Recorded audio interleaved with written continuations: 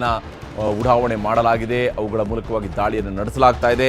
ಭಾರತದ ಒಳಗಡೆಯಿಂದಲೇ ಈಗ ಪಾಕಿಸ್ತಾನದ ರಾಜಧಾನಿಯನ್ನು ಟಾರ್ಗೆಟ್ ಮಾಡಲಾಗ್ತಾ ಇದೆ. 511 ಕಿಲೋಮೀಟರ್ ದೂರದಲ್ಲಿರುವಂತಹ ಇಸ್ಲಾಮಾಬಾದ್ಗೆ ಈಗ ಟಾರ್ಗೆಟ್ ಫಿಕ್ಸ್ ಮಾಡಲಾಗಿದೆ. ಅಂಬಾಲದಿಂದ ಹಾರಿಸಿರುವಂಥದ್ದು ಕ್ಷಿಪಣಿಗಳನ್ನು ಅಂಬಾಲದಲ್ಲಿರುವಂತಹ ಸೇನಾ ನೆಲೆಯಿಂದ ಈಗ ಪಾಕಿಸ್ತಾನದ ಕಡೆಗೆ ಕ್ಷಿಪಣಿಗಳ ದಾಳಿಯನ್ನು ನಡೆಸಲಾಗ್ತಾ ಇದೆ. 100ರಿಂದ 150 ಕ್ಷಿಪಣಿ ದಾಳಿಗಳು ಈಗ ಶುರುವಾಗಿದೆ. ಪಾಕಿಸ್ತಾನದ ಆಗಸದಲ್ಲಿ ಇವತ್ತು ಬೆಳಕಿರುತ್ತೆ. ಯಾಕೆಂದರೆ ಅಲ್ಲಿ ಕತ್ತಲಾದರೂ ಕೂಡ ಸೂರ್ಯನ ಬೆಳಕಿನ ರೀತಿಯಲ್ಲಿ ಇವತ್ತು ಪಾಕಿಸ್ತಾನ ಪ್ರಜ್ವಲಿಸುತ್ತೆ. ಯಾಕೆಂದರೆ ಪಾಕಿಸ್ತಾನ ಬಯಸಿರುವಂಥದ್ದನ್ನು ಈಗ ಭಾರತ ಕೊಡ್ತಾ ಇದೆ. ಪಾಕಿಸ್ತಾನ ಬಯಸಿರುವಂಥದ್ದು ಪಾಕಿಸ್ತಾನದ ಸರ್ವನಾಶವನ್ನು, ಪಾಕಿಸ್ತಾನದ ಸೇನೆ ಬಯಸಿದ್ದಂಥದ್ದು ಪಾಕಿಸ್ತಾನದ ಸರ್ವನಾಶವನ್ನು. ಕಳೆದ 75 ವರ್ಷಗಳಿಂದ ಕೂಡ ಅದು ಬಯಸಿದ್ದು ಒಂದೇ, ಪಾಕಿಸ್ತಾನದ ಸರ್ವನಾಶ ಆಗಬೇಕು ಅಂತೇಳಿ ಹೊರತು ಬೇರೆ ಭಾರತವನ್ನಂತೂ ಅದು ಏನು ಮಾಡೋಕ್ಕೆ ಸಾಧ್ಯ ಇರಲಿಲ್ಲ. ಅದನ್ನು ಪಾಕಿಸ್ತಾನ ಯಾವತ್ತೂ ಅರ್ಥ ಮಾಡಿಕೊಳ್ಳೂ ಇಲ್ಲ. ಪಾಕಿಸ್ತಾನ ತನ್ನ ಶಕ್ತಿಯನ್ನು, ತನ್ನ ಯುಕ್ತಿಯನ್ನು, ತನ್ನ ತಲೆಯನ್ನು, ತನ್ನ ಬುದ್ಧಿಯನ್ನು ಸ್ವಲ್ಪನಾದರೂ ಯಾವುದೇ ಕಾಲದಲ್ಲಿ ಬಳಸಿದ್ದಿರ್ತಿದ್ರು ಕೂಡ ಅದಕ್ಕೆ ಉದ್ಧಾರ ಆಗುವ ಅವಕಾಶಗಳಿತ್ತು. ಆದರೆ ಪಾಕಿಸ್ತಾನ ಭಾರತ ದ್ವೇಷ ಅನ್ನುವಂಥ ಒಂದೇ ಒಂದು ವಿಷಯವನ್ನು ಮಾತ್ರ ತನ್ನಲ್ಲಿ ಬೆಳೆಸ್ಕೊಂಡಿತ್ತು. ಭಾರತ ದ್ವೇಷದ ವಿಷಯಕ್ಕೆ ಇವತ್ತು ಪಾಕಿಸ್ತಾನ ಬಲಿಯಾಗ್ತಾ ಇರುವಂಥದ್ದು ಸ್ಪಷ್ಟ ಇದೆ. ಇಸ್ಲಾಮಾಬಾದ್ ಮೇಲೆ ಈಗ ದಾಳಿ ಶುರುವಾಗಿರೋದ್ರಿಂದಾಗಿ ಪಾಕಿಸ್ತಾನಕ್ಕೆ ಈಗ ಬಹಳ ದೊಡ್ಡದಾದಂಥ ಹೊಡೆತ ಸಿಗ್ತಾ ಇದೆ. ಭಾರತದ ಕಡೆಯಿಂದ ಸಿಗ್ತಾ ಇರುವಂತಹ ಅತಿ ದೊಡ್ಡದಾದಂಥ ಹೊಡೆತ ಇಸ್ಲಾಮಾಬಾದ್ ಮೇಲೆ.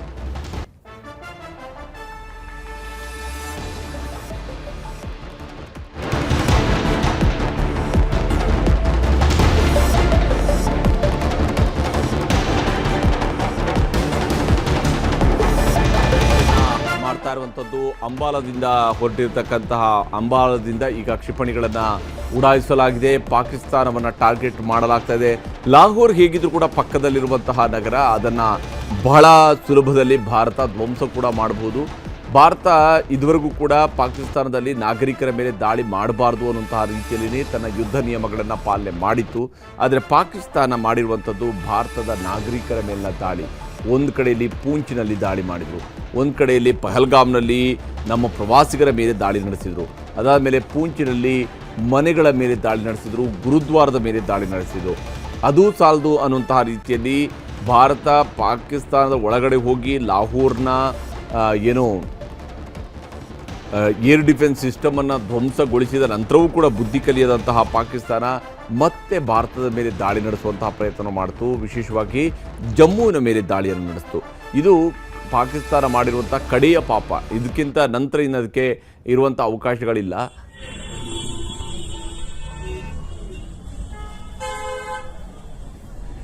ಇದು ಇವತ್ತು ಸಂಜೆ ದಾಳಿ ಶುರುವಾದಂಥ ಸಂದರ್ಭದಲ್ಲಿ ಜಮ್ಮುವಿನ ದೃಶ್ಯ ಇದು. ಜಮ್ಮುವಿನಲ್ಲಿ ಇದ್ದಕ್ಕಿದ್ದಂತೆ ದಾಳಿಯ ಶಬ್ದ ಕೇಳಿದಂತಹ ಸಂದರ್ಭದಲ್ಲಿ ಜನ ತಮ್ಮ ಮನೆಗಳ ಕಡೆಗೆ ಓಡಿ ಹೋಗ್ತಾ ಇದ್ದಂತಹ ದೃಶ್ಯ, ಮನೆಗಳಿಗೆ ತೆರಳಬೇಕಾದಂತಹ ದೃಶ್ಯ ಇತ್ತು. ಇಮಿಡಿಯೇಟಾಗಿ ಯಾಗ ಮೊದಲ ಸೌಂಡ್ ಕೇಳ್ತು ಆವಾಗ ಸಹಜವಾಗಿಯೇ ರಸ್ತೆಯಲ್ಲಿರುವಂಥವ್ರಿಗೆ ಆದಷ್ಟು ಬೇಗನೆ ಮನೆ ಸೇರಿಕೊಳ್ಳೋಣ ಅನ್ನೋಂಥ ರೀತಿಯಲ್ಲಿ ಮನೆಗಳ ಕಡೆಗೆ ಹೋಗ್ತಾ ಇದ್ರು. ತೀರಾ ಭಾರತದ ಒಳಗಡೆ ನಡೆದಿರ್ತಕ್ಕಂಥದ್ದು ಜಮ್ಮು ಕಾಶ್ಮೀರದಲ್ಲಿ ಈ ರೀತಿಯಾಗಿ ಜನ ಹೋಗ್ತಾ ಇರುವಂತಹ ದೃಶ್ಯವನ್ನು ನಾವು ನೋಡ್ತಾ ಇದ್ವಿ. ಇದು ಇವತ್ತು ಏನು 7 ಗಂಟೆಯ ಸುಮಾರಿಗೆ ದಾಳಿ ಆರಂಭ ಆಯಿತು.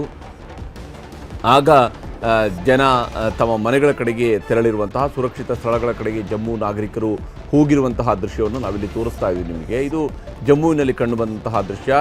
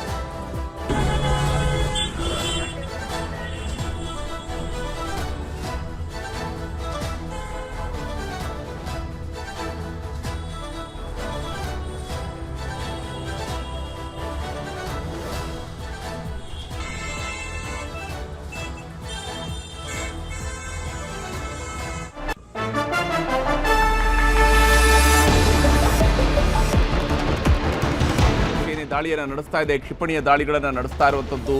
ವಾಯು ಮಾರ್ಗದ ಮೂಲಕವಾಗಿ ಪಾಕಿಸ್ತಾನದ ಮೇಲೆ ಅಟ್ಯಾಕನ್ನು ಮಾಡಲಾಗ್ತಾ ಇದೆ. ಪಾಕಿಸ್ತಾನದ ರಾಜಧಾನಿಯನ್ನು ಟಾರ್ಗೆಟ್ ಮಾಡಿರುವಂಥದ್ದು ಈಗ ಭಾರತೀಯ ಸೇನೆ, ಮತ್ತು ಲಾಹೋರನ್ನು ಕೂಡ ಈಗಾಗಲೇ ಟಾರ್ಗೆಟ್ ಮಾಡಲಾಗಿದೆ. ಲಾಹೋರ್ ಮತ್ತು ಇಸ್ಲಾಮಾಬಾದ್ ಎರಡರ ಮೇಲೂ ಕೂಡ ಈಗ ದಾಳಿ ಸಾಗ್ತಾ ಇದೆ.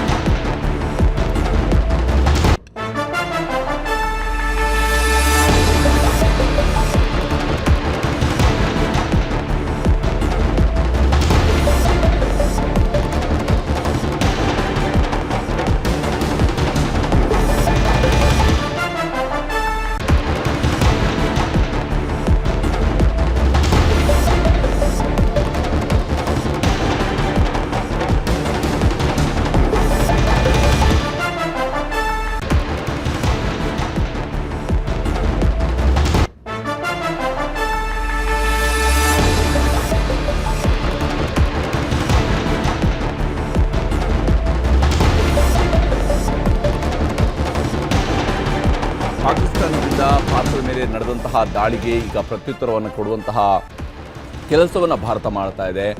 ಪ್ರಚೋದನೆಯನ್ನು ಪಾಕಿಸ್ತಾನ ಪದೇ